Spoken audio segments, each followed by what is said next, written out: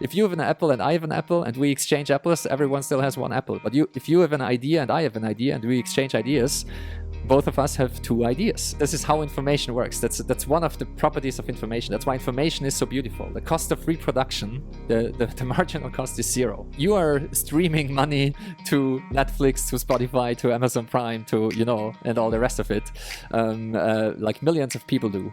And the thing is that the companies behind the names I just mentioned, they decide where the value flows. And I think we can do better than that. I hope that no platforms will emerge anymore. I hope that we can stick with protocols.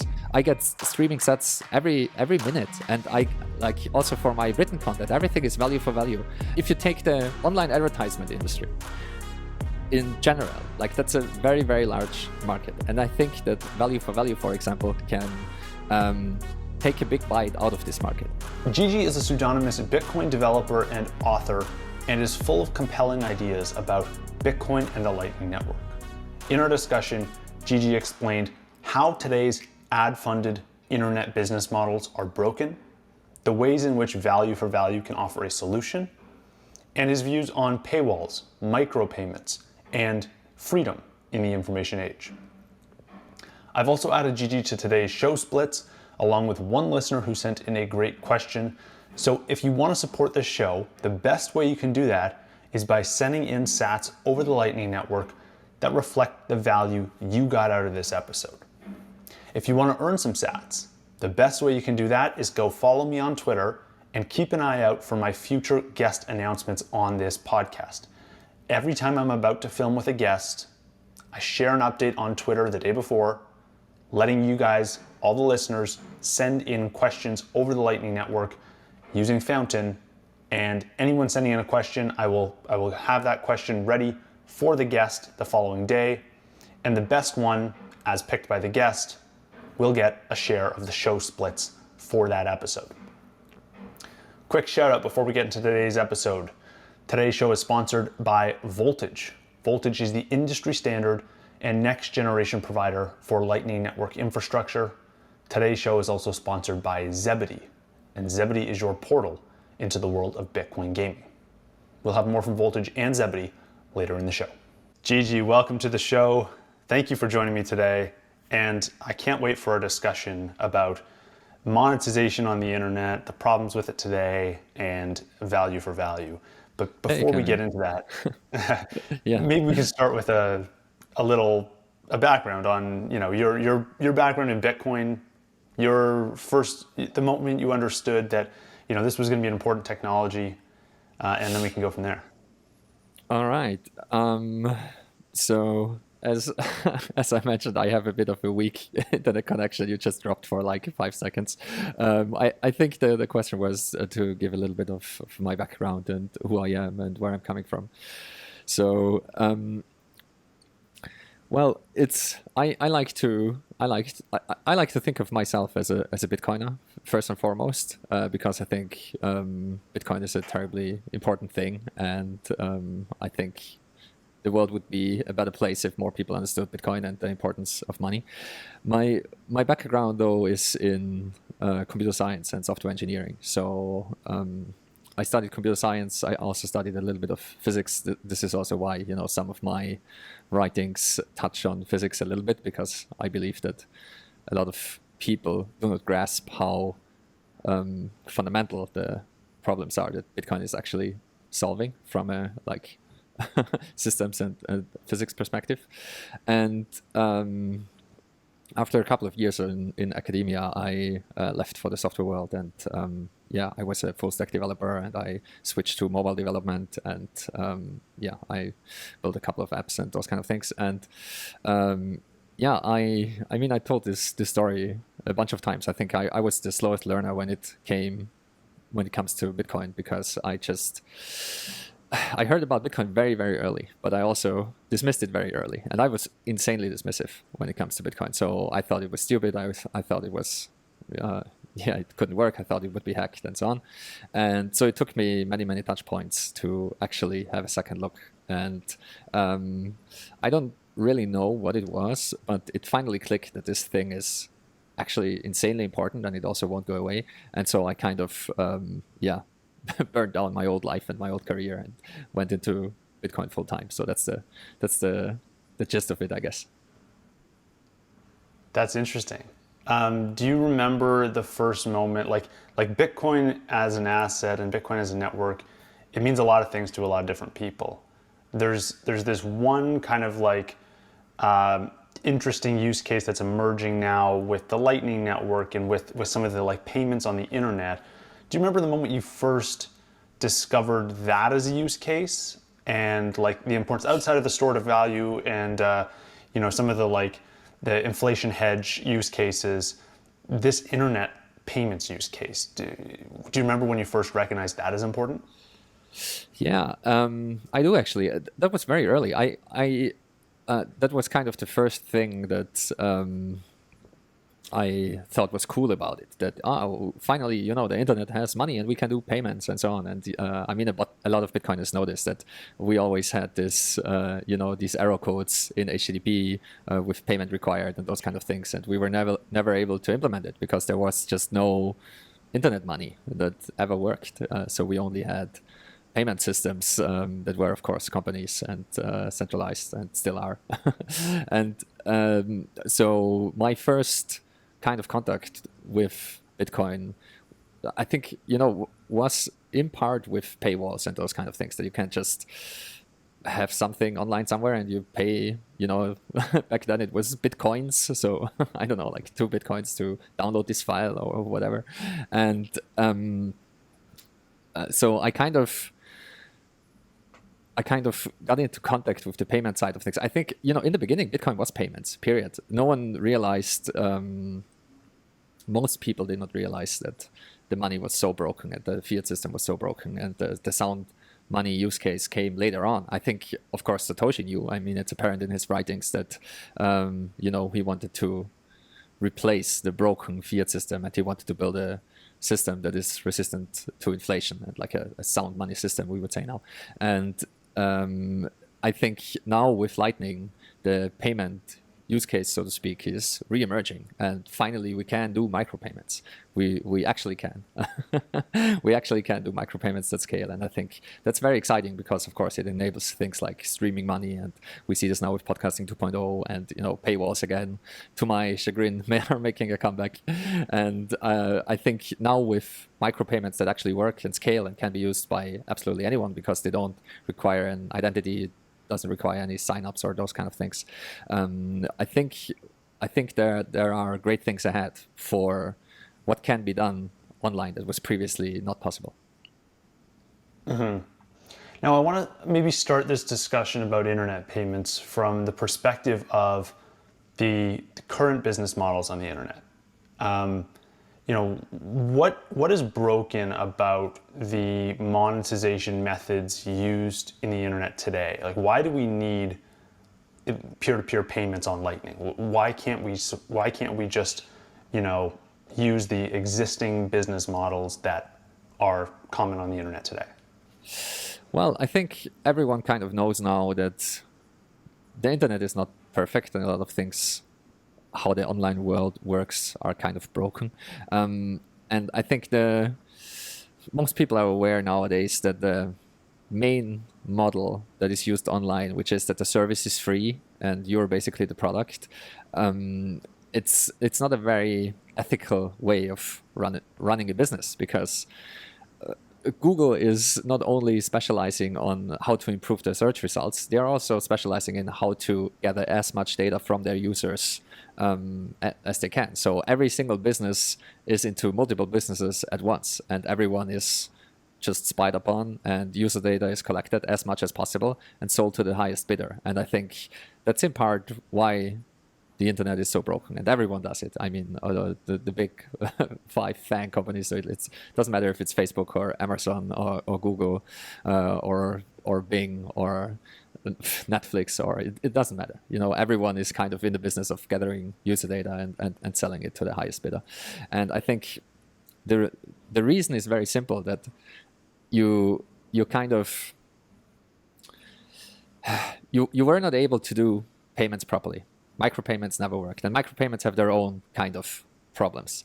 But the way that companies were able to truly monetize was to give it away for free, and either kind of make the users addicted to the service or platform or software and charge them later on. So just, like the crack dealer in the park, give the first couple of hits away for free, and then you actually have to sign up.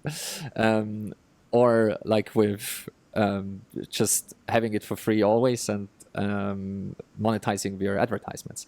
And of course, the whole industry figured out that the way to actually maximize advertisement gains is by targeted advertisements.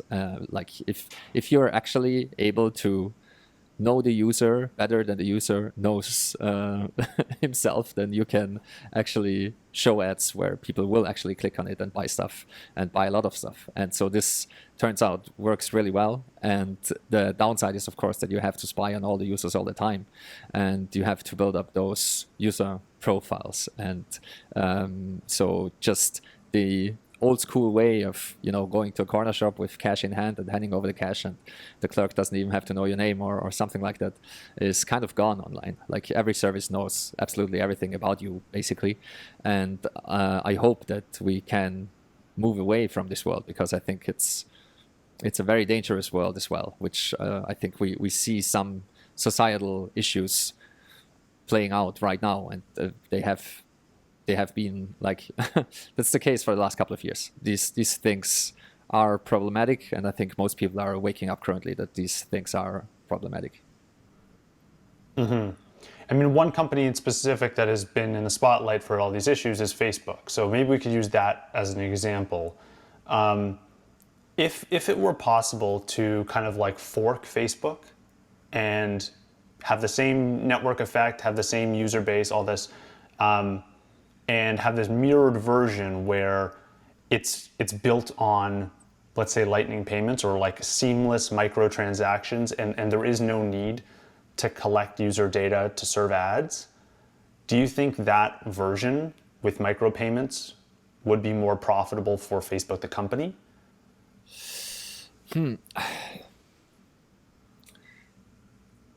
That's a good question. I have no way of answering this. It does flip the equation a bit, right? Because it all of a sudden says, like, users have to pay to access a service now. So I wonder, does that change from Facebook's perspective, they want as many people on as possible, have that addressable market be as large as possible. Does it change the way you onboard new users?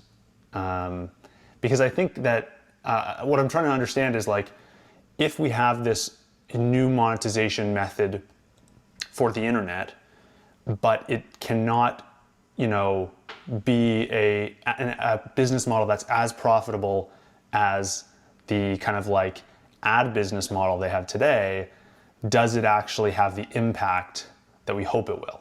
So, you know what I mean? I do. The reason why it took me so long to think about an answer is like if the underlying model switches, I think the world will look very, very differently. And so I don't think that a company as big as Facebook would exist. So, for example, compare the current world of e-commerce and commerce in general with how things were before Amazon existed and before the internet existed and before Amazon was able to, make every single shop obsolete, basically. And I think the value for value model in particular, micropayments, okay, let's get into it. Like there is no way of dancing around those issues anyway. So micropayments do not work. Paywalls do not work. I wrote a very long article about this, and I think the reason why micropayments do not work is because the mental transaction cost is too high. If you have to think about, do I want to pay 2 cents for reading this blog post, this will never work. Like it just doesn't. It just doesn't. And that's why I also mentioned in the beginning, like to my chagrin, paywalls are making a comeback. I think paywalls are insanely stupid. It's a broken model to begin with. And that's why we see absolutely everyone, like no one is using transaction-based payments. Like everyone is using subscription payments, because then you don't have to think about it. You sign up for Spotify or for Netflix or for Amazon Prime or whatever, and you pay it once, and you know kind of the cost, and you're fine with it, and you click it, and then you never have to think about it again. And we also know from the charity world, for example, that's how you maximize like giving. That's how people actually give to charities. They are in a very good mood, they are in a generous mood, and then they think about it, and they want to do this, and they kind of take care about their future decisions, and they set it up once, and then you give, like $50 a month to the charity of your choice, whatever. And so we kind of know this. It's a psychological problem. It's not a technical problem necessarily. It used to be a technical problem. So who knows how the internet would have developed if we would have had micropayments from the get-go. But we hadn't, and that's how the advertisement model and the data collection model came creeping in. I think in the app development, software development world, a lot of people know that this is unethical and not the right way to do things. So there is a movement against this, and it's basically just, okay, pay for the software outright. Not everything can be free. It's not a good situation to be in, because if this thing is free, we have to spy on you, And so there are people that are creating awesome software, but there's also, they're very outspoken about this, like, you will have to pay for it, period. There's no other way that we can do this.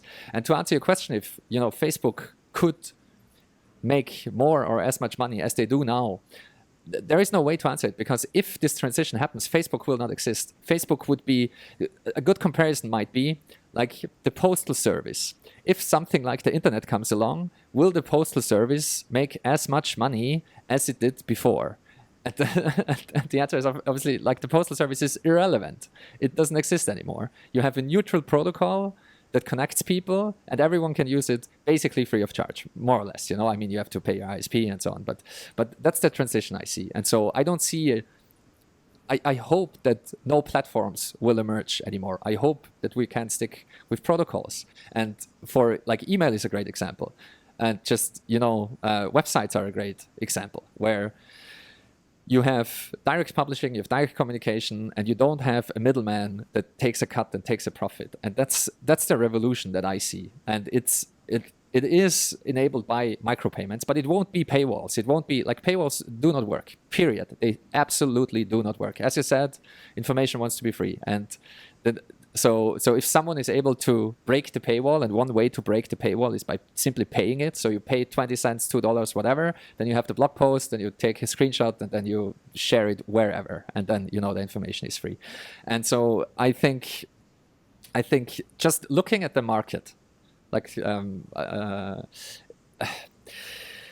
I know you wanted to use Facebook as an example, but I don't have the numbers from the top of my head. But Facebook makes money by spying on their users, and they make a lot of money. But just if you take the online advertisement industry in general, like, that's a very, very large market. And I think that value for value, for example, can take a big bite out of this market. I don't think that advertisement will go away completely and so on, but I think it is just a different way of doing things.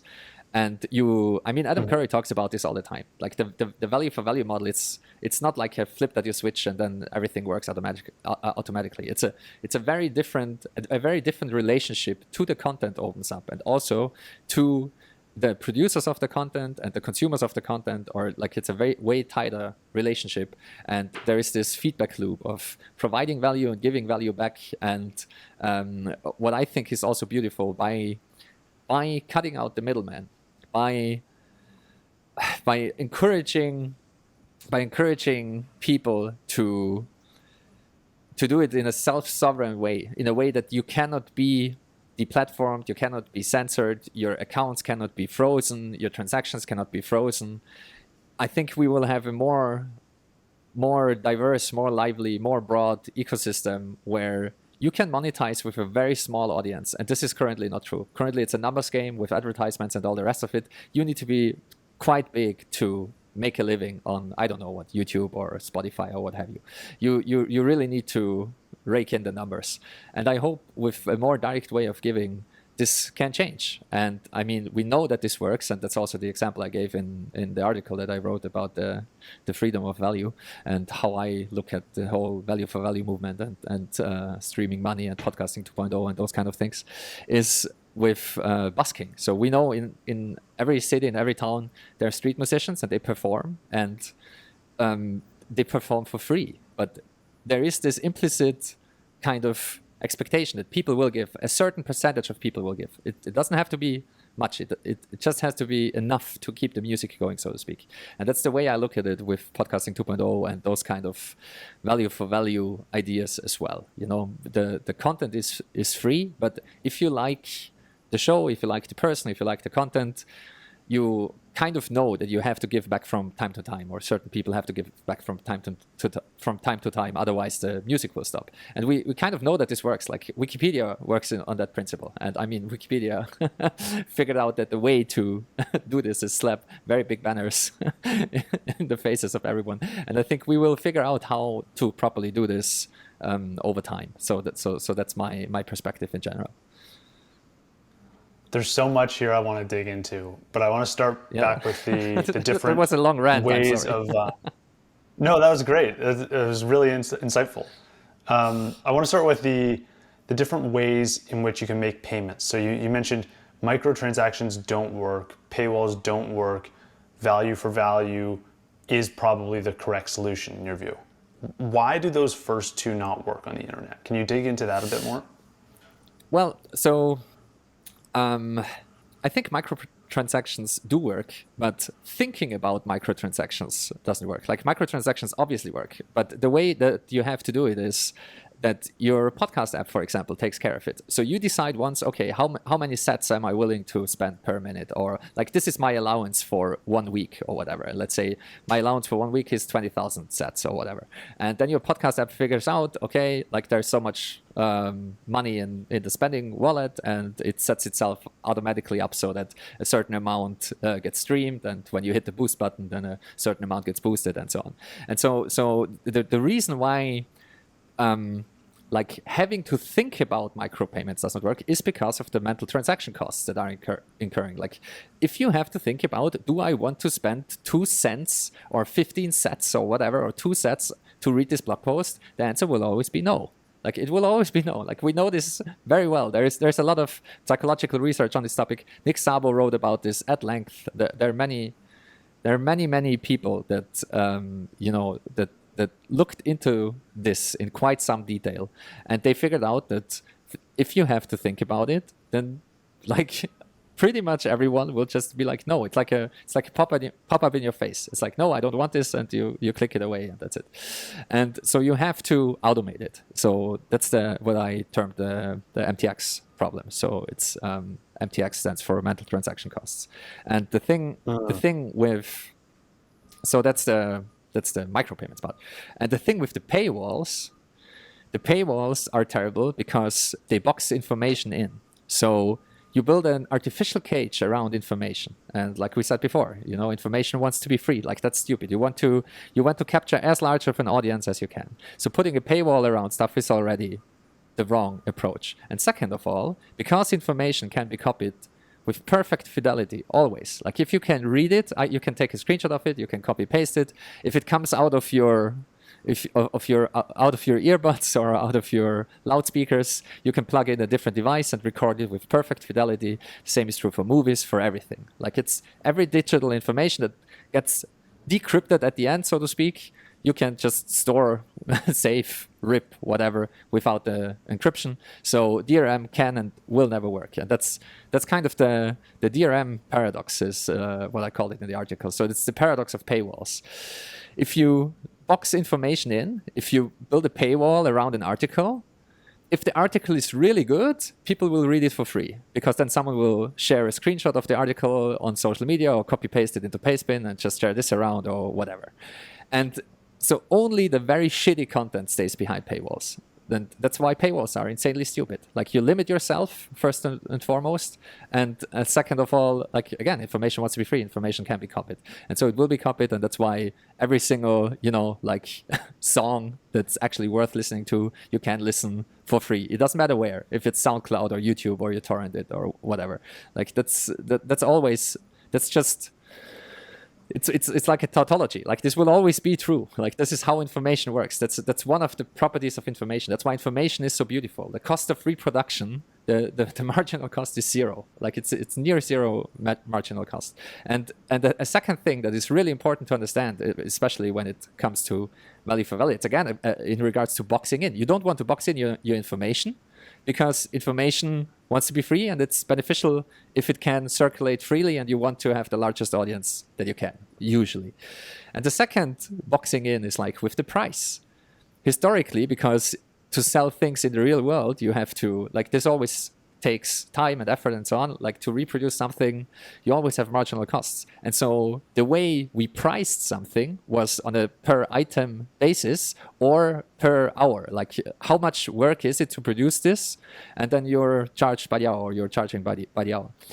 And with information, selling information, especially once the information is there, because it can be copied freely, like it doesn't work. Do you want to charge for every like download of the blog post, or every time someone views it or refreshes the browser? That's nonsensical. Do you want to charge people by the number of words, or like how long it took them to come up with the blog post? That's also nonsensical. So what value for value does is it removes the value ceiling. It's like, how valuable was this for you? Maybe you want to stream like 1 full Bitcoin per minute by listening to a podcast episode. I don't know how rich you are, and maybe it was really bad, and you don't like the host, and then you set it to 0, so that you can do that too. And I think these things are the most important concepts to grasp. That to sell digital information outright, you have to think about things very, very, very differently, because an idea is not an apple. I always like this. Like this really drives home the point.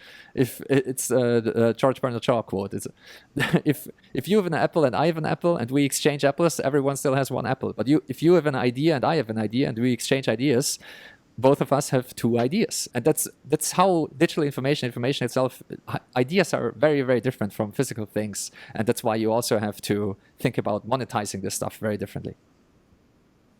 Yeah, I thought that was a great example in your blog post, the Apple and idea comparison, and that makes sense. That makes total sense on the friction and the cost of making microtransactions, the boxing in of paywalls, and value for value. How it opens up some of these opportunities to charge whatever you want, or let anyone pay whatever they want. Now, I am going to play devil's advocate though, because one criticism that I've heard about value for value, and I don't know that I've experienced it myself yet. I haven't heard people directly say that this is, not the correct approach for them, but I've heard other people complain about value for value in this way. And they say, there's a mental cost to determining how much value you got out of an episode, right? Like, how am I, the listener, supposed to guess how valuable this conversation was? Was it $1 or $8 or $4 or $25? Like, it also incurs a mental overhead, like the mental overhead from the microtransactions. Do you think this may be something that we use technology to solve, and we kind of automate in the same way? Because it seems like that's the way to get around the microtransaction issue, is you just have it automated and you can kind of like eliminate that mental overhead. Do you think that's also true for the value for value side of things? Yeah, I think so. I mean, there are some efforts underway to kind of abstract this out more generally. So LB comes to mind, which is a browser extension which kind of tries to embed the value for value idea into absolutely everything, basically. And the way that, like, the stuff that you're currently working on is you set yourself an allowance, basically no matter what content you consume, whether it's a YouTube video or like blog posts and so on. Like, if there is a lightning address present, then you will just tip to this lightning address, and you assume that the description of the YouTube video contains the lightning address of the creator, for example, or what have you. And so I think that's an interesting idea. And then you can set an allowance, per day, per week, per month, whatever. And that's just basically your donation to the content that you consume. What I like about it is it's very, very direct, and there is like no one takes a cut. Like the problem with Patreon, which is similar ideas. Like you build up a group of people that support you, and it's very direct in terms of how the support structure works. So there is no central committee who who decides which creators get the money and so on. So you choose yourself directly which creators you want to support. But the problem with Patreon is like it is the problem of platforms. They take a large cut, first and foremost, because that's how they make their money. And second of all, they have the power to censor. And if you have the power to censor, you will use it, or you will be forced to use it. Because if this possibility exists, then if on a long enough timeline, some government will come knocking and go like, okay, you have to kick this person from your platform because they are dangerous, or they have dangerous ideas, or whatever. Like they are the enemy of the state. And so I think again, like the solution to all of this is protocols and not platforms. So that's why I'm so insanely bullish on the specification of the podcast index, like the value specification of podcasting 2.0, of Bitcoin and Lightning in general. All of these things are protocols, and we know that this works. And it's kind of sad that we moved away from a lot of the protocols that were really big in the past. So we had protocols for chat applications, for example. XMPP comes to mind. And all the chat operations back in the day were more or less interoperable. So you could have a client, that speaks to all the other clients of the different software implementations of the chat systems. And we had it also for, like RSS feeds. Before we had the Facebook news feed and the Twitter feed and so on, we had just feed readers, and every single blog and every single news site had an RSS feed that would just, that you could plug into your reader, and that's how you would non-algorithmically, so without the evil algorithm that selects and sorts for you, that's how you would gather all the information. And I think we need and we can do the same, and we need to do the same with the value flows. And currently, I mean, we are already living in this world on a platform basis, because you are streaming money to Netflix, to Spotify, to Amazon Prime, to, and all the rest of it, like millions of people do. And the thing is that the companies behind the names I just mentioned, they decide where the value flows. And I think we can do better than that. And we can build protocols. In fact, we are building protocols, and this already exists and this already works, where you can very selectively tell where the money is flowing. And I think a more direct relationship and cutting out middlemen is always beneficial. Yeah, it seems like, specifically on podcasting, there's so many different protocols at play here, whether it's Lightning or even RSS feeds, like all are kind of contributing to this open standard, and everyone can participate and everyone can see then where the money's flowing, which is really cool. In a world though where protocols, we have internet protocols and not internet platforms, is there a role for what happens to the platforms of today? What happens to the Netflixes and the Amazons and the Googles and the Facebooks? Do they carve out a niche? Can the two coexist, platforms and protocols? Or is this complete disruption of a business model?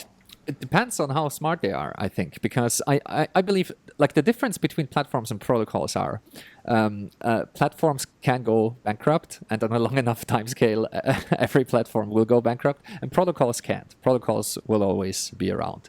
And so by default, the thing that never dies wins. And that's also why, Linux is winning in the very long run.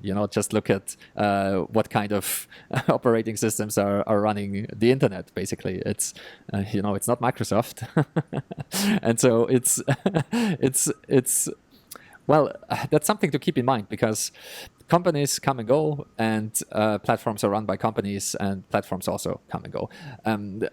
When I discovered Bitcoin, like the first kind of penny drop moment for me was, okay, that's BitTorrent for money, and BitTorrent does not go away, and BitTorrent is still around and used widely, and even though Netflix exists and so on. So I think not only will there coexistence, if the platforms and companies are smart, they will build on top of Bitcoin and on top of Lightning and utilize this themselves, because it's cheaper, it's better, it's more efficient. Very much like a lot of I mean, at least back in the day, now we have AWS and so on. But back in the day, a lot of companies used torrents to distribute their install things because they were large files, and it was just way cheaper and more efficient to do so. You just created a torrent, or I know a lot of game installers, they still use torrents in the background to distribute the very, very large files between people. And you have a very small file that you launch the game with, and the game will, in the background, connect to the torrent network and download all the files from other peers to get the big chunks of data.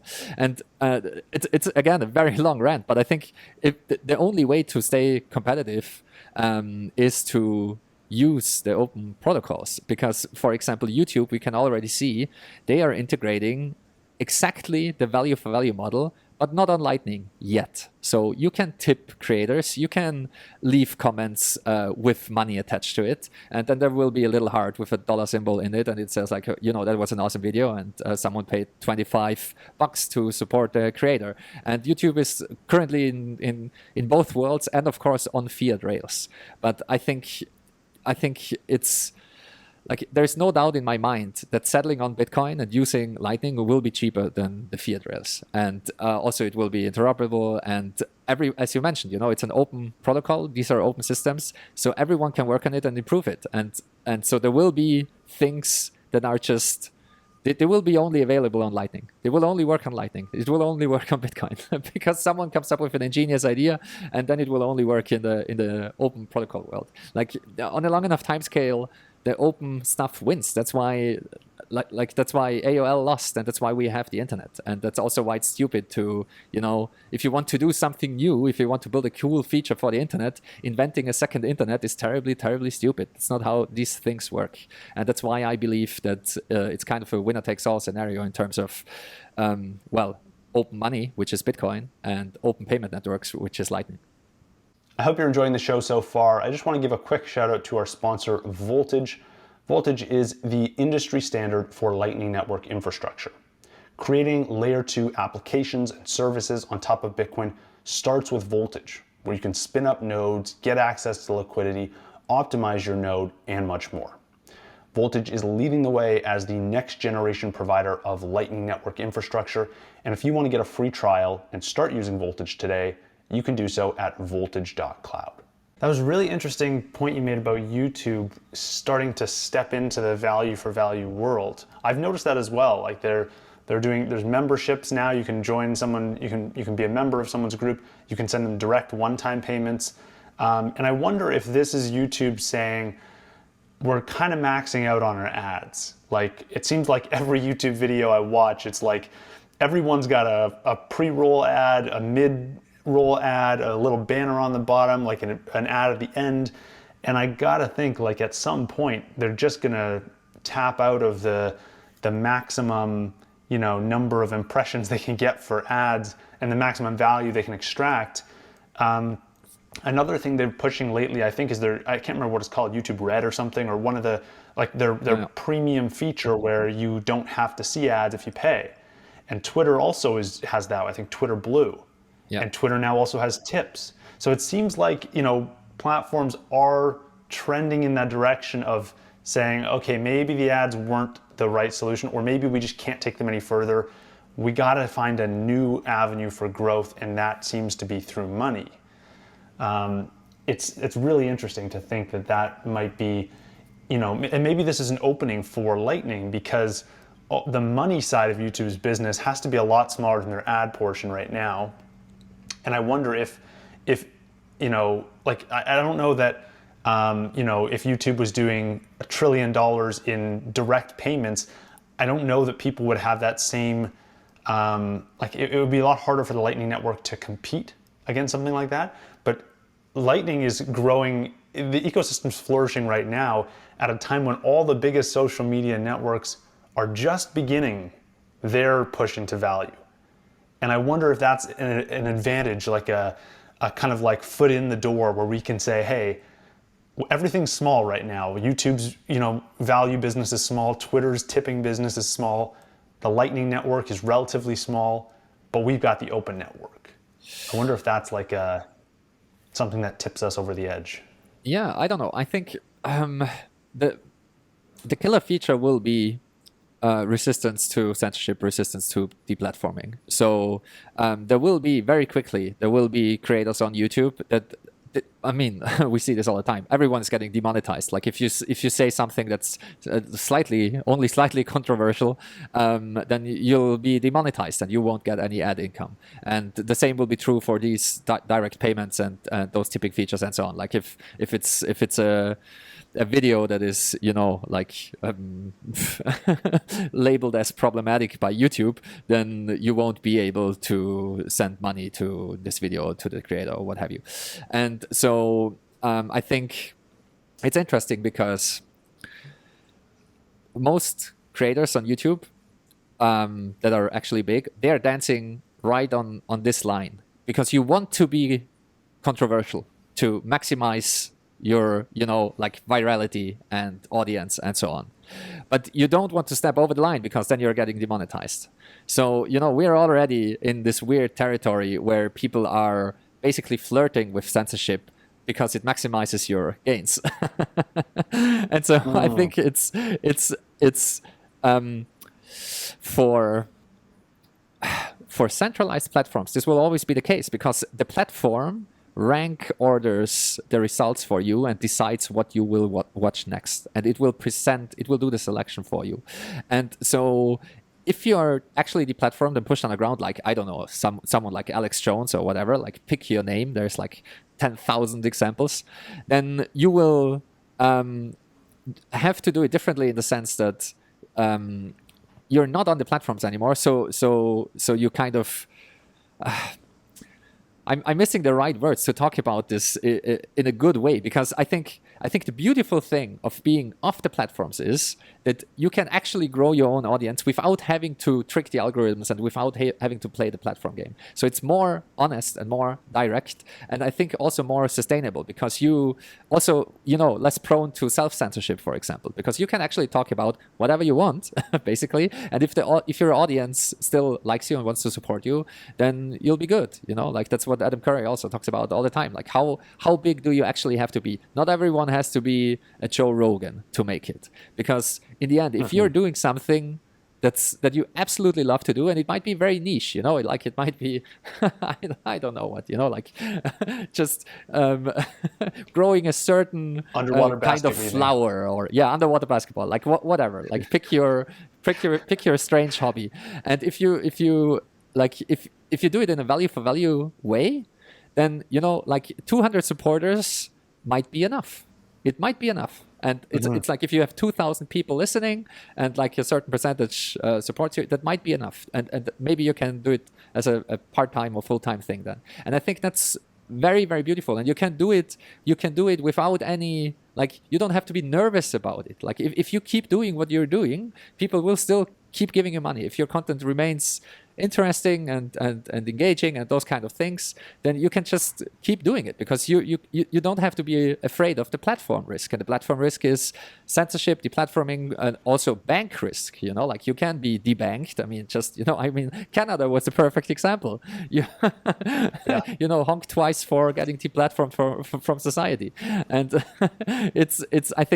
I think we will only see in the fiat world, so to speak, or in the centralized world, we will only see an increase of these kind of phenomena, where you have to be very careful about what you say, and you have to self-censor a lot, and you have to constantly watch out about like the topics you choose, the interests you choose, the words you use, because also this changes all the time. Like a discussion about biological gender 10 years ago wouldn't have been problematic, probably. And now, if you want to do biology lectures on YouTube, you're probably getting demonetized just by talking about biological sex differences or what have you. Like it changes all the time. Like, who knows what it will be in 5 years from now. And it's just, I see it as an exit option, as an alternative to kind of the ridiculousness of this overbearing governance, which is, it's coming from all sides. It's coming from politics. It's in the end a problem of centralization, because if you centralize things, you have centralized control, and it's impossible for you to figure out like what is okay to say and what is okay to say in for this group of people, for this culture. For example, like a gaming culture, for example, has very different standards about like what is actually an insult and what is acceptable to say. And I mention this because one of the platforms that championed direct monetization was Twitch. And Twitch grew out of the gaming world, and it grew out of streaming and watching other people play computer games and streaming tournaments and so on.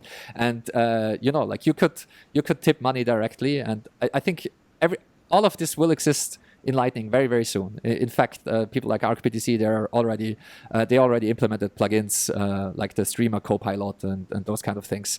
So this already kind of works, but of course, like it's beyond early for value and streaming money on Lightning and all those kind of things. But the reason why I point all of this out is that on Twitch there were a lot of kind of deplatforming events in the past, and in my opinion it was all ridiculous because it's just gamer culture, and you cannot have like one central decision body that decides what is okay and what is not. And we kind of like we figured this out all in the past. That's why we have the First Amendment, like free speech. I cannot say what is okay to say and what is not okay to say. And that's also like in Christianity, that's why the Logos is sacred. We figured this out like 3,000 years ago, probably, that this just never works to police speech, and censorship of thoughts and ideas and speeches is always bad. And I think if you have a central entity, this central entity can decide and wants to decide what is okay and what is not, and this never scales, and so it's a kind of, it eats itself. So when you look into the future then, and you think about an internet ruled by protocols rather than platforms, what are some of the second order effects of that? What are the biggest changes? I think it's a good question. I think we can't know. I think we really can't know. I can only say from personal experience, kind of. I mentioned some of the things. I think less censorship and less self-censorship. I think kind of. We see this already, that we how should I put it? Like 25 years ago, everyone consumed the same media, the same news, watched the same shows, watched the same movies. We had the same culture. Like if you look at Western culture, in the US in particular, but also US and Europe and so on. Like there were only like 5 shows on TV and you watched them. And there were only like 10 big blockbuster movies a year, and everyone watched all the movies, and this already exists. It does not exist anymore, because now everyone is in their own filter bubble of their own making, and also of the algorithms making. And it doesn't matter if it's the YouTube algorithm or the Netflix algorithm or the Google algorithm or like Facebook, Twitter. It doesn't matter.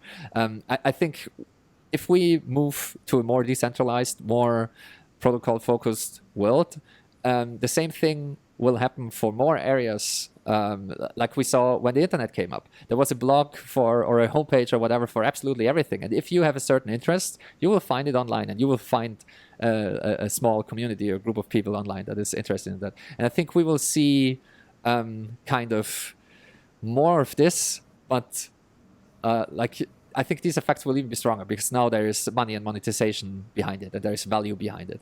And I really hope that it will kind of, like I think you have to kind of take the good with the bad. So there will be, just like with the internet, not the utopia of the internet did not play out, because it turns out that making information and a very powerful information system available to everyone, absolutely everyone, has certain side effects as well. And, I mean, we all know the kind of, hashtags, basically, of fake news and misinformation and those kind of things. And I think it will change in the sense that it will be harder to it will be harder to censor people. And this can be very good. For example, if you look at movements like the Arab Spring, or if you want to topple a dictator, the first thing that said dictator will do is, try to find out who you are, freeze your bank accounts, those kind of things.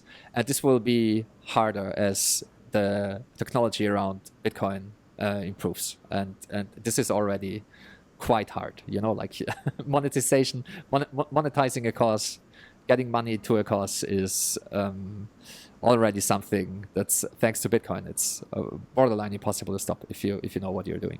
And I think this can be a good thing, and it can also, of course, it can be a bad, even dangerous thing as well. So I don't know what the future brings. I'm basically eternally optimistic because I believe that most people are good, and I think we can see this already on YouTube. Like you can learn absolutely everything on YouTube. There's like doesn't matter what kind of subject, there will be some Indian guy that explains it to you way better than anyone else can. And I think we will see more of that. I think people will be able to follow their passion. I think people will be able to actually do what they love and monetize this and make a living of it and so on. And I mentioned in the beginning or in the beginning of this rant that I can only speak from experience, because that's what I'm doing. Like I switched all my stuff to a value for value model, and I get streaming sets every minute, and I like also for my written content, everything is value for value.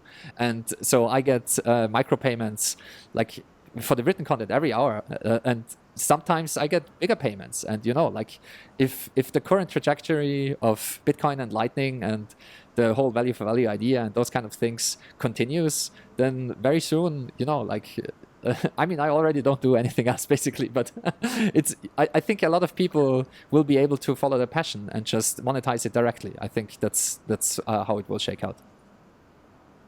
Do you think that when we look at, if we bundle all creators together, internet creators, and we think about how much they earn today through ads, and we think about how much they could earn through value for value at a time maybe when Lightning payments are ubiquitous on the internet. Let's imagine we get there and everyone knows how to use Lightning. How do you think about how much, well, first off, do you think creators will earn more than they are today? And how much more? How do you think about, how many new people can be enabled to start a career around something they really care about because of the monetization and the ease of sending payments across the internet? I think it will be terribly hard to measure. I hope what will happen, like if my kind of thoughts around this and my base assumptions are correct, then Lightning and value for value and like censorship resistant technologies around it, because like the thing is also, like, let's take YouTube for example. If your content is extremely spicy, YouTube will just delete the video. So you will have to self-host your videos or your MP3 files if it's a podcast and so on.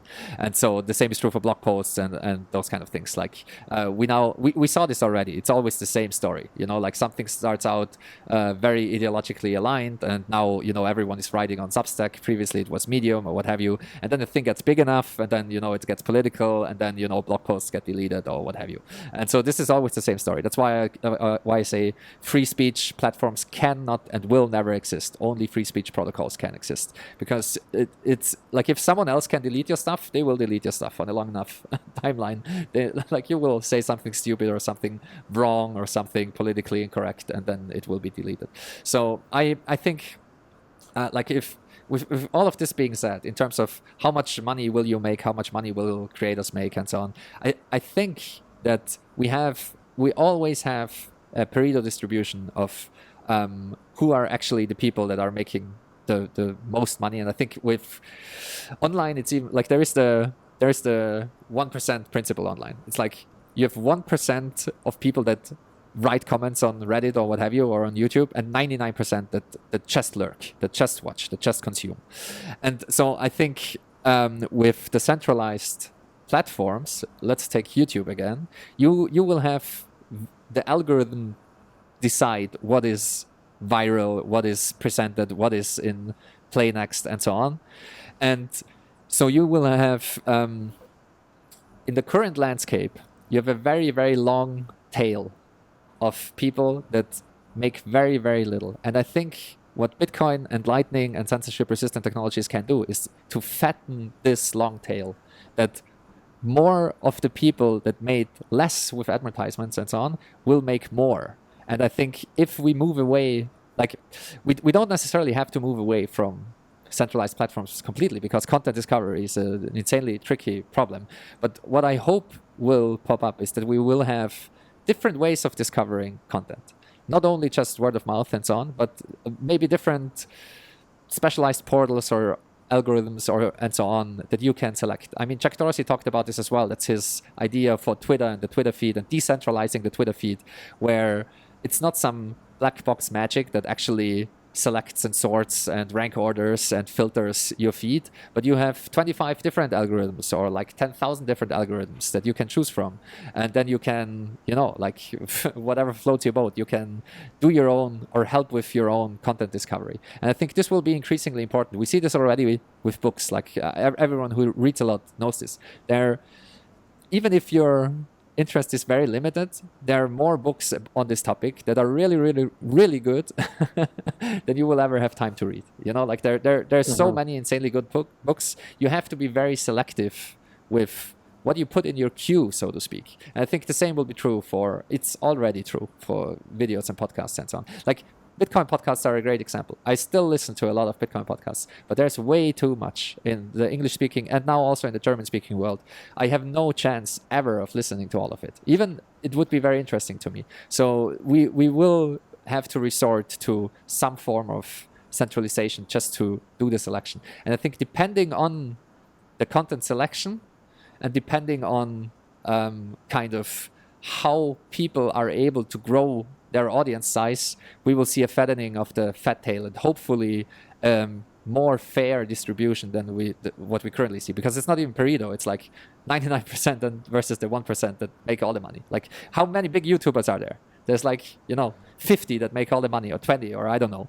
And they make like millions and millions and millions, and everyone else is in comparison a small fish, so to speak. And in terms of monetizing your stuff on YouTube, like those content creators and YouTube itself as well, it took, I don't know how long it took them to figure out how to be insanely profitable, but probably like 10 years or so. Like how can you maximize ad revenue?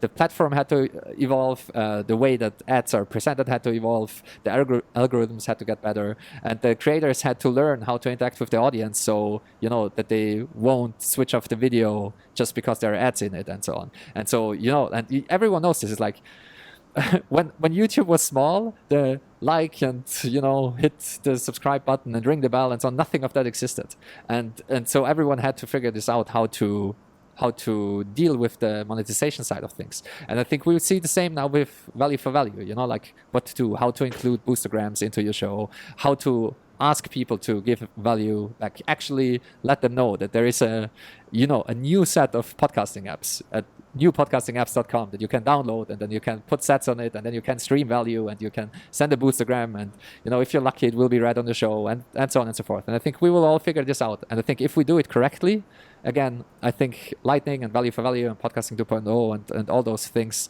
they will fatten the long tail of content creators.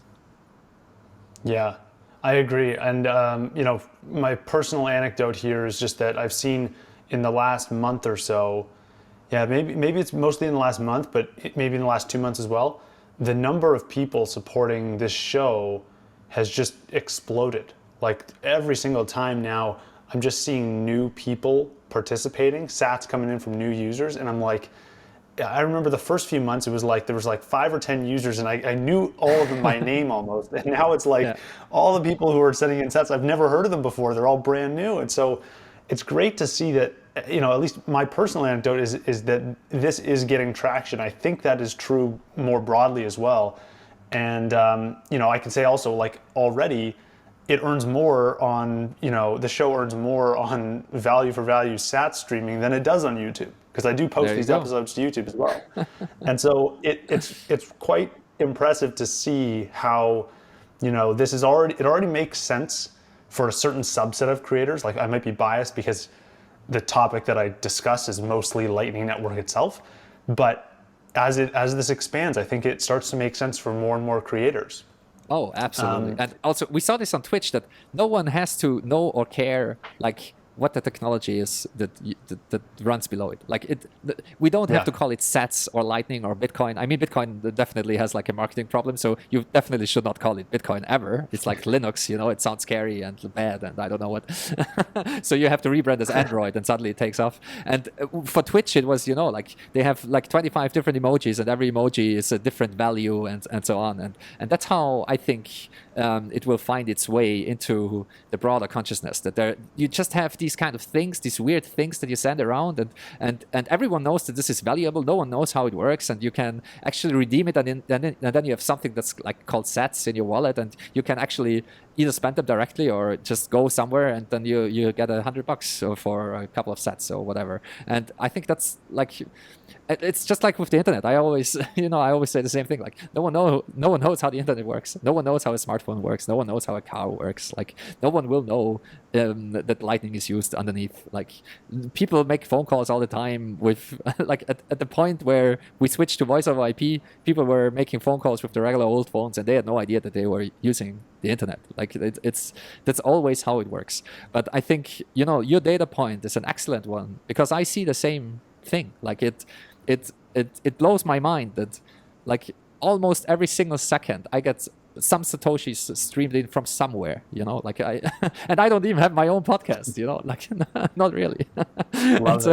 So it's insane how well it works. Like even because I mean for you as well, I think for me it's especially mind-blowing because I know some at least of the technical details of the Lightning Network, and I know all the problems, like it's amazing to me that it actually works as hacky as it is now, like it was never intended for these kind of things. Like it's a key send hack currently, and it will get better and better and better and better, like with AMP it will get better, and like there's so many improvements ahead still, and it already works. It's amazing, like it's amazing. And like you mentioned, you don't even know these people, and for me as well, like sometimes people include comments with the payments or with boostergrams and so on, and they're like from halfway across the world, and it's like it's so amazing. And also one thing that's worth mentioning that I always love this idea, because I have it in the article as well, and I brought it up before with the example of busking. The thing about busking, of a street performer, of a street musician in a town square,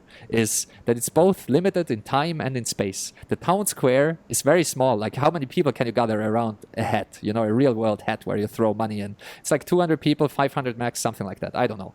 But it's not millions of people. And how long does the performance last? Like an hour max, like 30 minutes, whatever. This podcast will, if you take care of your hosting and so on and so forth, it will stay online forever, basically.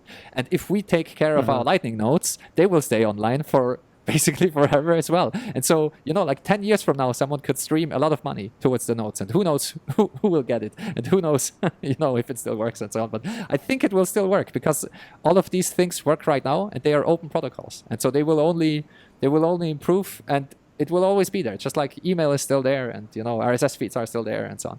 And it's all kinds of amazing. So value for value is unlimited in time and space. So potentially, if something truly goes viral or is really good and stays alive for a long time and gets shared around and so on, we see this with old donation addresses on very old Bitcoin content that over the years you look into the static reused address that is there. Like no one should do it. It's very bad for privacy, but still that's how we did it back in the day. And you can see that over the years there was like 25 Bitcoin donated for this blog post or whatever. And it's mind-blowing. The same will be true. Like if the assumptions I hold are somewhat true, the same will be true for the podcast episodes that are receiving the first streaming sats now, and the first kind of value for value payments now on Lightning. Yeah, it's incredible to think about. If you were to guess what the first, if you think about like what the first value for value application to find product market fit will be, and when I mean product market fit, I mean it on a global scale. Like you're walking down the street and you see some people on their phone and they're doing value for something. What is that first application? What do you think is going to kind of like ignite the fuse here and help this value for value movement really get attention globally and outside of the kind of Lightning ecosystem that it's in right now? I think value for value only makes sense for very specific things, and I think it's mostly for selling information outright, basically. And you're not really selling information, because that's the wrong way to think about it. It is if the thing you give away is free, like is free in the sense of zero marginal cost when it comes to reproduction. Like you can copy paste the thing.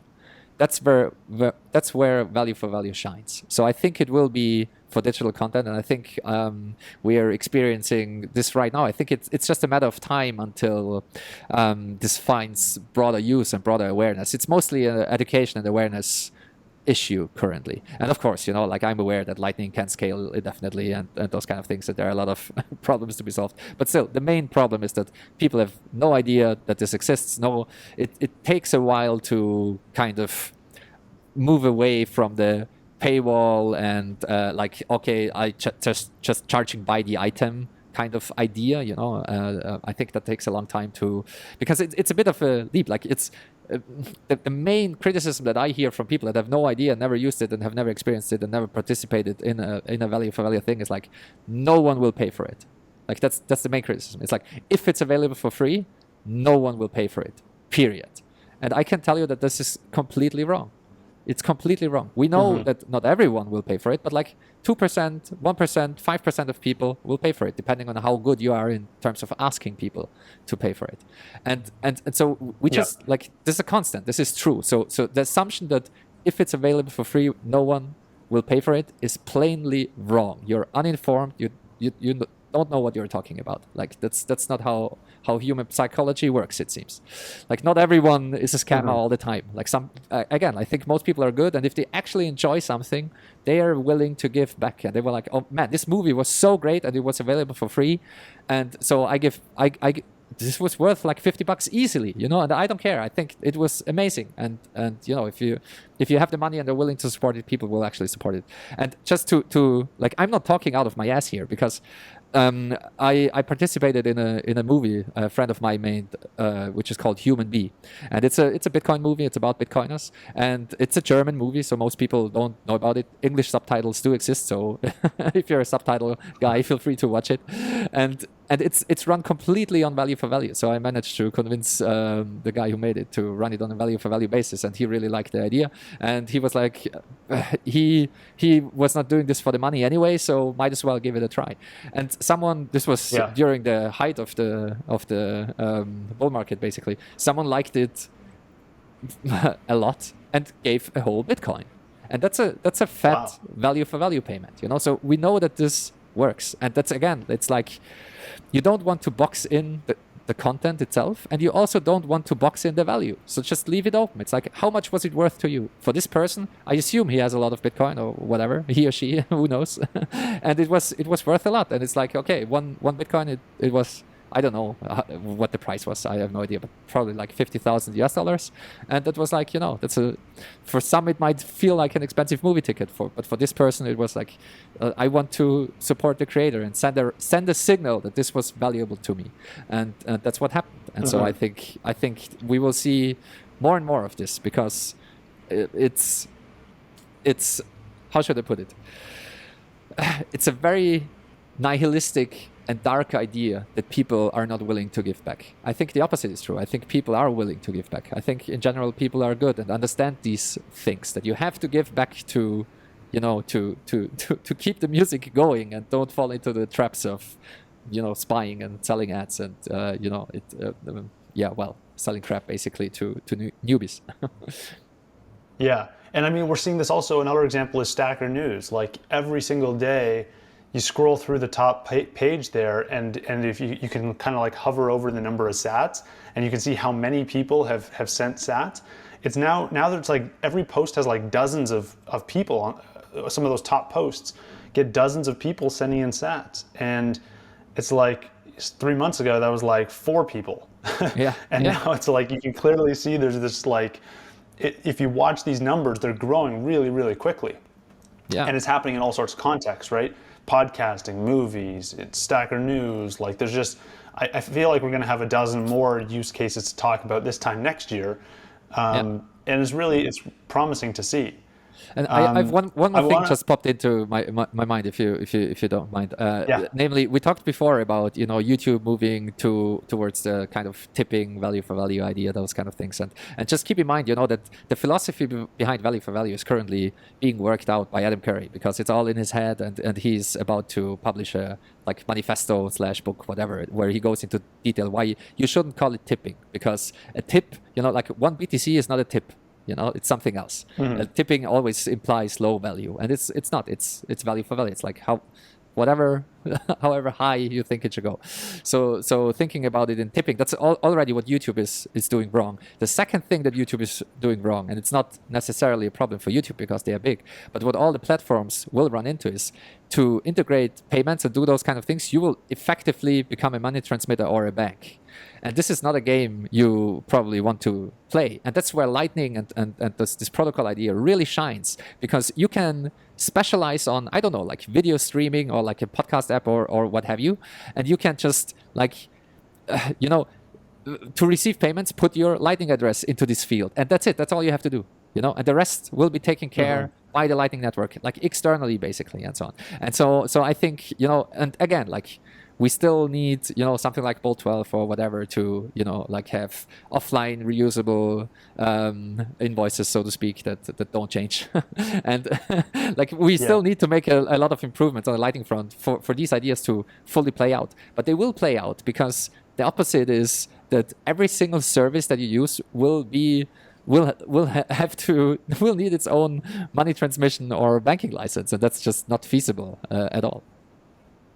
Yeah. Okay, I have one more question before we get into the lightning round. You talked about some of the. You briefly said, one of the bad reasons for why value for value won't work is that no one's going to tip, right? Like, that was a bad argument against value for value.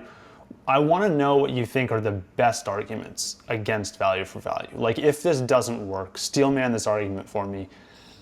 What is the reason? If value for value does not take off and it does not become the system that everyone uses on the internet to pay for these certain types of content, what will the reason be? That's a good question. So I think, well, let me go back like 2 steps or so. So the way that I see it is, fiat money is broken and it has to be replaced by something. I think that something will be Bitcoin. I think there are very good reasons to think that. I think that the monetary space is limited. I think Bitcoin is basically perfect money. And I think all money is in competition with each other, because all money competes for liquidity, all money competes for store of value, all assets compete for store of value, basically. Everything competes for like attention and mind share and so on.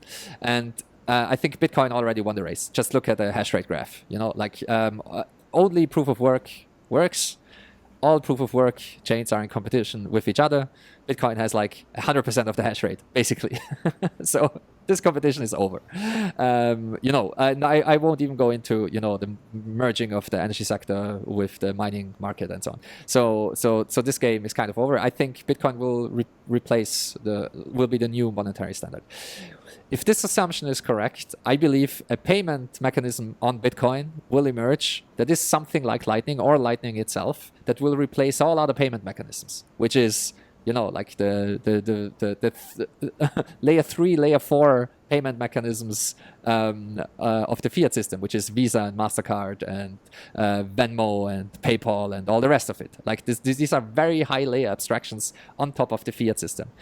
We also have, like interbank settlement with SWIFT and ACH and so on. This will be replaced by either Bitcoin directly or like a layer on top that does settlement. I say a layer on top because we also want to have, better privacy guarantees, for example. We want to have better batching, probably, those kind of things. Whatever. Like, I'm just speculating now, and this is like 20, 30 years out or what have you. Like, who knows how far out it is? It might only be like 6 years. Like, who knows? Anyway, like, I think it's clear that the first thing where Bitcoin really shines and has shined in the past and will continue to shine, and the same is true for Lightning, is online stuff. Like, paying, because because for global merchant adoption in every single country and so on, you will have to fight with every single jurisdiction and all the rest of it. So online stuff is perfect. So I think podcasting 2.0 and the value for value idea for that is perfect. All that being said, I think that the trade-off of doing truly peer-to-peer, non-custodial payments, there will always be a trade-off in terms of comfort, in terms of speed, in terms of fees. And custodial Lightning solutions are superior to in the respect to comfort, only comfort, comfort and fees and so on. Yeah. They are superior to doing it the proper way. And so doing it the proper way takes more work, takes more user involvement, takes also more development work, and so on. And so if value for value, as I have it in my head right now, fails in the next couple of years, it will be because it will be done on custodial solutions. That's not necessarily bad, because it might be a necessary step towards something that is truly non-custodial. And also keep in mind that there is no, like, custodial solutions. I'm not a big fan of custodial solutions, but they have the place. And if you're not at risk of being deplatformed, and if you live in a free country and in a nice jurisdiction and so on, you might be able to use them. The important part, and that's true for Bitcoin wallets, also Lightning and so on, and all the value for value podcasting 2.0 ideas. The important part is that your exit cost is very low, that there is no like vendor lock-in or anything like that. That you can take your podcast and you just got deplatformed and can move to something else and self-host or what have you, and just do as if nothing happened. And all your fans, the whole user base will be able to find you and stream money again instantly. And it's just, a different keysend address or whatever. And so I think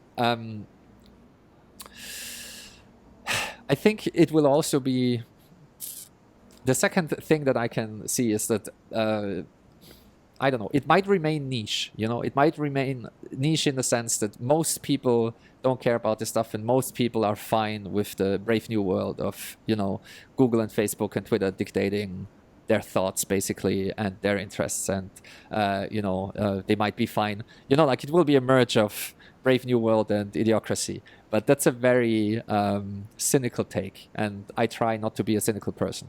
So I really hope that we are not running into this future head on. Yeah, that makes a lot of sense.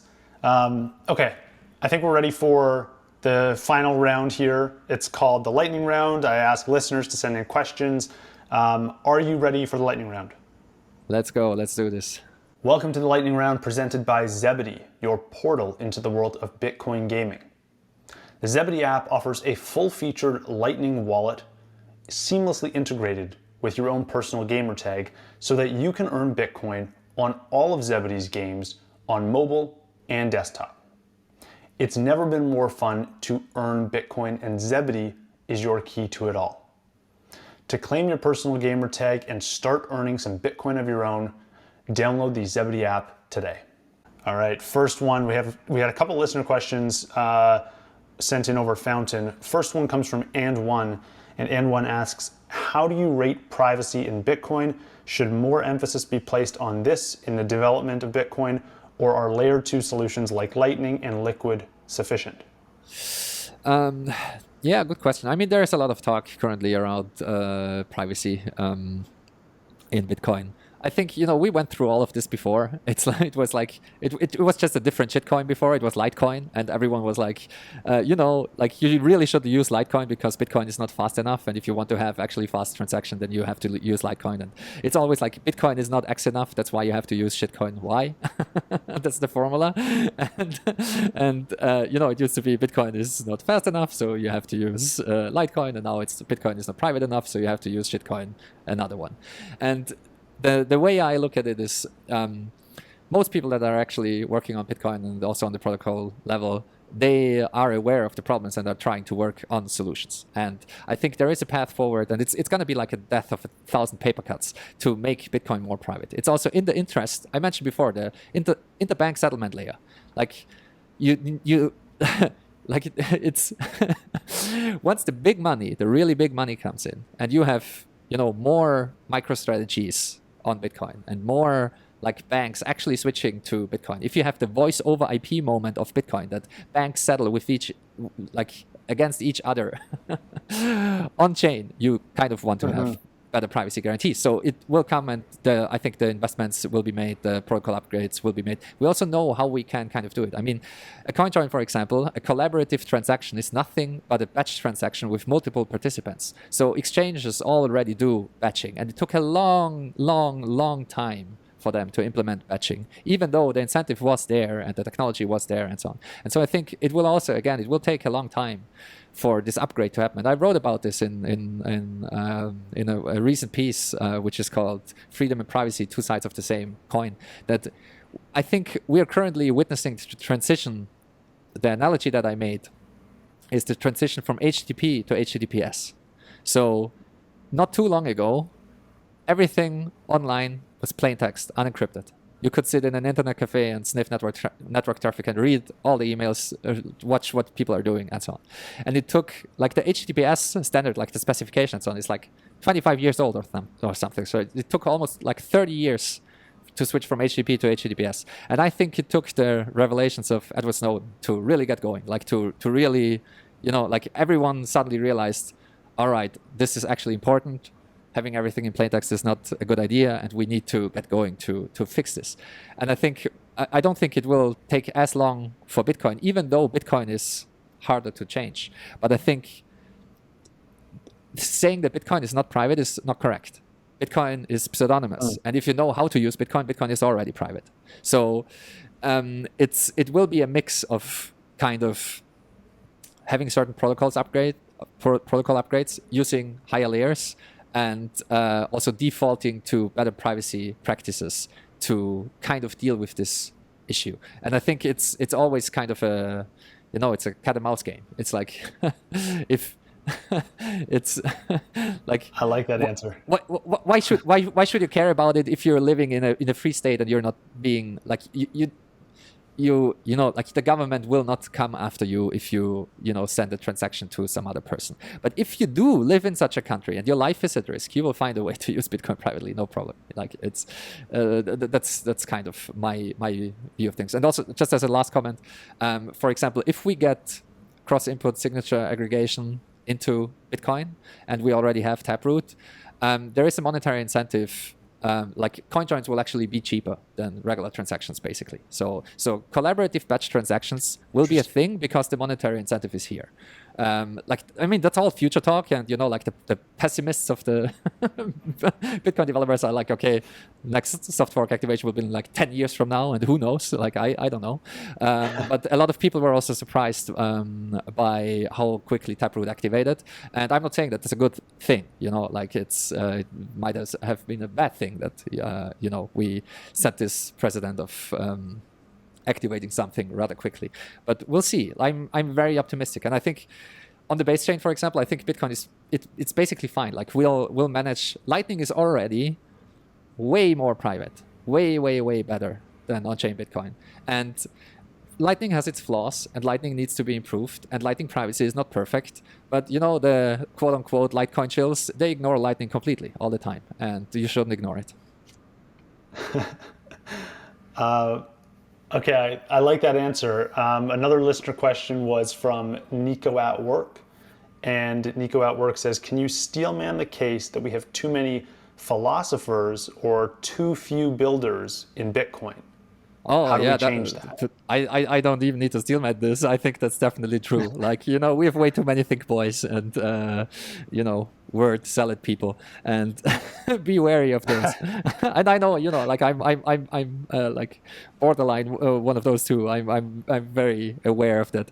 But, I'm also a software engineer, and I actually work on Bitcoin software, and, I at least know some things about the technicalities of Bitcoin and so on. But yeah, no, just get building. Like we definitely need more builders. I don't need to steelman this at all. I think it's definitely true. Like it's very easy. Like talk is cheap. Show me the code. Like that's what Linus Torvald said, and I wholeheartedly agree. Like like think boying about issues is super easy, but actually building something that people use and that is useful and that is engineered in a solid way is very hard.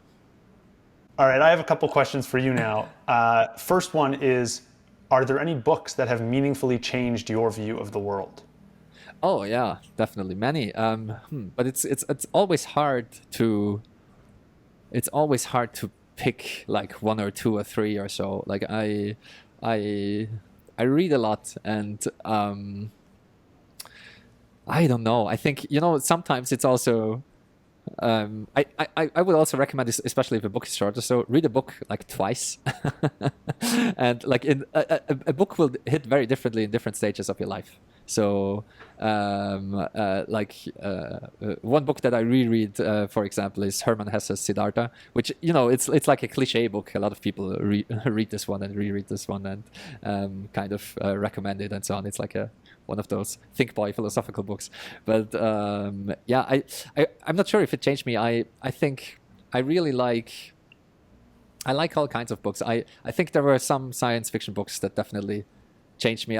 Ender's Game comes to mind. Like it, I don't know why, but I really enjoyed it, and Ender's Game is in part to blame for my pseudonymous appearance, for example, because there's a character in there that does write something basically online pseudonymously and so on. And I don't want to spoil the whole book now, but what was another one? Like Endurance was something that a book that I have to think about often. It's about Commander Shackleton, and it's about how cold people can get. That's probably one way of summing it up. And every time I'm cold, I always think about this book, and I'm like, no, you're such a pussy. You're actually not cold. Like it's like, like you're so comfortable right now. You have no idea. So I think great books put things into perspective. One like non-science or non-fiction book that I really liked and that also changed my perspective on things was from Hans Rosling, Factfulness, which is an excellent book. Unfortunately, he died not too long ago, a couple of years ago. He has also excellent TED Talks. I know a lot of people hate TED Talks nowadays because they got inflated. They have the inflation problem of TEDx, and they're not excellent anymore.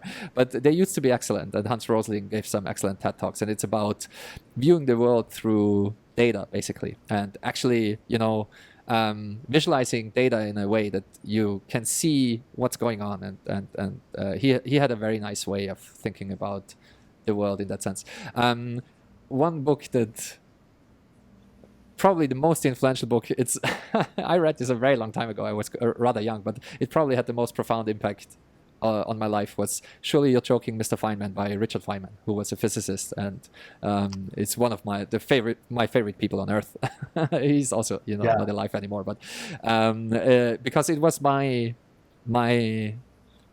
kind of the reason why this book changed me so much is because I was very good in school, but I was very good in school because I was very good at learning stuff by heart and just very good at writing tests and so on. And when I read this book and when I went into higher education, I made a point, like it was very obvious to me that Feynman understood things insanely deeply, and he did not remember stuff. He really understood stuff. And I was like, okay, I want to give this a try too. So if I don't, even if I know the right answer, if I don't understand it, I try to forget it. I want to really understand things deeply, and then you can there's no way to forget the answer because you just know how it works, and then you just can deduce the answer right on the spot, the correct one. And so I think that changed my life quite a bit. I don't know, there's so many, it's very hard to pick individual ones. That's a great list though. I like all those recommendations. You read them all? One final question for you. I haven't read all of them, but I've read Surely You're Joking, Mr. Feynman. I've read Endurance, and I've heard of the others. Yeah. I have one more. It just popped into my mind. It's also something that kind of, I don't know why, but it always stuck with me, and I have to think about it often. It's basically a roundabout book on AI, on artificial intelligence, because I think that's the second most important part after Bitcoin. It's like, I think artificial intelligence is kind of an important thing going on now in the world, and it's called Flowers of Algernon, and it's about a story about a guy who just gets smarter all the time and gets very smart and then very dumb again. Okay. And I think it's really good. It's a short little book. Interesting. One final question. If you had 10 years and you had to hold one asset entirely, all your net worth in one asset for the next decade, and it couldn't be Bitcoin, what asset would you pick? That's an impossible question. I don't know. It's an impossible question in so many ways, because I truly believe that everything else is a shitcoin, basically. I'm one of those people. It's one of those questions, though, that it makes it kind of illuminates the idea that, like, what did people do before we had Bitcoin? Yeah. Like we actually had, like, because you're having such a hard time figuring out, like, what's the second best. It's like, imagine back, no 15 years ago when there was no, it's like we had to compete between the second, the third, and fourth best, and we had no idea that there was going to be this other asset. So it puts into perspective how hard the decision was before. I think I would pick no assets and just live very, very, very minimal life. There are some people like that. The Richard Stallman is one example where you just. I never cared about wealth in the first place. I never cared about money in the first place. So I think I would just do that and just be a hippie and just have no money and no assets. I think that that would be my pick. So keep it in dollars, or keep it in fiat money. Is that so? The answer would be just keep it in fiat money. No. Have no money. Have zero money. Pick nothing. Like, give everything away. Just live like a Buddhist monk. Like a Buddhist monk. Just walk around and just drink water from a stream and drink water from a stream and collect some rice, and that's all you need. Interesting. Be self-sufficient. I like it. All right. I really enjoyed this conversation. I know we've gone a little over time, but thank you so much for taking the time to chat. I learned a ton about value for value. This was a great deep dive. I've been dying to do like a deep dive on this topic specifically, so I'm glad we could do that. Before you go, is there anywhere, where can people go to learn more about you and your work? So, well, the best place to keep up to date is Twitter, which, of course, the irony is not lost on me because Twitter is a centralized platform. But I also self-host all my writings on dergigi.com. So dergigi is my Twitter handle, DERGIGI, and my twitterhandle.com is my site where there are links to everything else. And I would, for everyone listening, I would highly recommend to give the article about value for value a read. You'll be able to find it on dergigi.com, and it's actually dergigi.com/busking. Yeah, thanks. And I enjoyed this massively. Thanks for the slight connection problems, especially in the beginning. That's I told you, it's my travel setup, and so running the whole operation, including video streaming from a mobile hotspot, it has its problems, but it's amazing that it works. It's just like lightning, it breaks sometimes a little bit, but it's amazing that it works in the first place. We made it work. Thank you again for taking the time, and hope we can do it again soon. Thanks for having me, Kevin. I had a good time. All right, in the last 7 days, you guys sent in 22,078 sats. That came in from 22 different supporters. Let's run through the top 5 real quick. We have an anonymous user from Breeze who sent in 16,460 sats. An anonymous user on Fountain sent in 2,562 sats.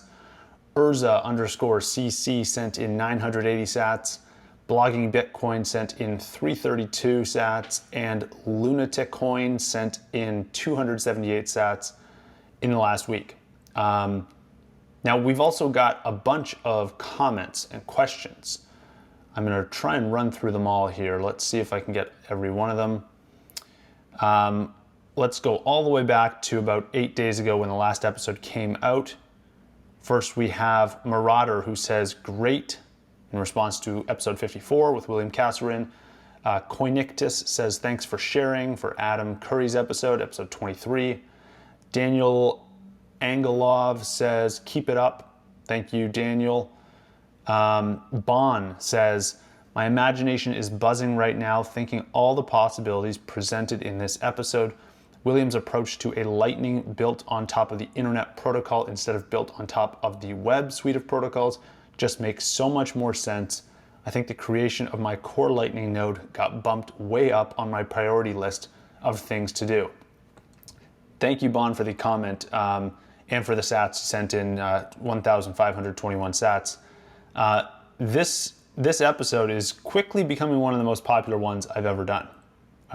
This episode 54 with William Kasserin. Sneaking up there. It's one of the top 3, I believe, right now. So definitely check it out if you have not already. Purple Boar says, great talk, very thought-provoking, Dave Jones. Okay, so I guess Purple Boar is Dave Jones. Thank you, Dave, for the 885 sats and for the comment. We have William, who says, William15408 on Fountain says, did Udi give his bullish case on Lightning? I know he referenced he had one, but don't think that was addressed. Anyway, great episode, learned a lot, and thanks to you both. Yeah, we never really got into that. We had so much to discuss, and we went a little over time, but I guess that just means I'll have to bring Udi on for another episode down the road. We have RGBTC, who says, love the show, Kevin. All these last 3 comments were in response to episode 55 with Udi Wertheimer. We have And1, who says, great episode. I think both are important, BTC maxis and people who are open-minded about crypto. Luckily, Bitcoiners aren't a like-minded group in all things. I agree. It was good to have some different perspective on the show. Basically, everyone I talk to is fully focused on Lightning, so it's great to mix it up a little bit and see the opposite side of the coin with someone who's willing to share their honest thoughts about, what Lightning is getting right and not getting right. North Junction says, thanks for all that you do, sent in 220 sats. Thank you, North Junction. Armstress says, I can confirm I'm much more likely to use payments via Fountain since I can see directly where the splits are going. I've been using Brave for years and was receiving rewards for a while. Never spent them because I don't care about supporting an economy based on the Brave token. I would have been way more likely to use the ecosystem if it was based on Bitcoin. BAT was just a pointless invention from the start. I wonder if Brave ever switches to Bitcoin. I think that'd be interesting. It's not too late to do it now, even though they've been, headed down their token route. I think that'd be a really cool idea, and something I think Impervious is headed in somewhat that direction on a Bitcoin standard, but I'm not sure it's a perfect comparison. TN Bloomer says, good value for episode 54 with William Kasserin. Lunatic Coin says, great episode and podcast in general, my go-to lately. Thank you, Lunatic Coin. Amazing to hear that. We had a couple questions for Gigi, which are already been answered. JDAC says, balanced discussion on episode 55 with Udi Wertheimer. That's what we were going for, a balanced discussion. Glad you liked it. We had a few questions for Christian Decker, and those will be answered in that episode. Tony Fontana says, nice piece in response to episode 6 that I wrote. I wrote an article on the Lightning Network's next big use case, and I did an audio version of it for anyone who wants to listen. Crimson Monkey from Breeze says, here's a little value in exchange for a lot of value. Thank you.